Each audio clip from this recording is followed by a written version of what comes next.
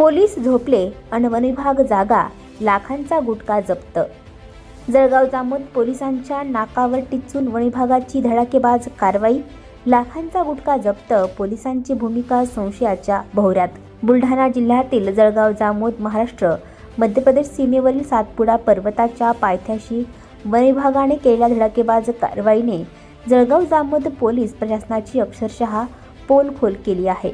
मध्य प्रदेशातून महाराष्ट्रात अवैधरित्या आणला जाणारा तब्बल 50 ते 75 लाख रुपये किमतीचा विमल गुटखा व पान मसाला वन विभागाने जप्त केला। विशेष म्हणजे ही कारवाई थेट पोलिसांच्या नाकावर टिचून झाली असून त्यामुळे पोलिसांच्या भूमिकेवर गंभीर प्रश्नचिन्ह निर्माण झाले आहे।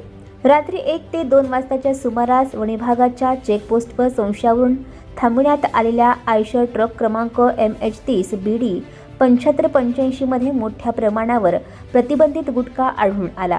वन कर्मचाऱ्यांनी तात्काळ कारवाई करत ट्रक जप्त केला व पोलिसांना पाचारण केले। मात्र यानंतर सुरू झाला संशयास्पद पोलीस खेळ।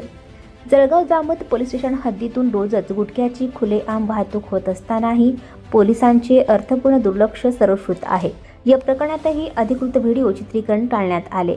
आरोपींना कायदेशीर ताब्यात घेण्याऐवजी त्यांच्याच मदतीने गुटखा खाली करण्यात आल्याची धक्कादायक बाब समोर आली आहे। त्यामुळे पोलीस नेमके कुणासाठी काम करत आहेत असा थेट सवाल उपस्थित होत आहे। लोकशाहीचा चौथा स्तंभालाही यावेळी दुय्यम व अपमानास्पद वागणूक देण्यात आली। वार्तांकनासाठी गेलेल्या पत्रकारांना माहिती देण्यास टाळाटाळ, सहकार्याचा अभाव आणि दबावाची भाषा वापरल्याने संतापाची लाट उसळली आहे।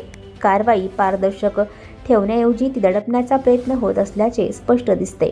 दरम्यान गुटखा माफियांचे जाळे पोलिसांच्या आशीर्वादानेच फोफावत असल्याची जोरदार चर्चा नागरिकात आहे।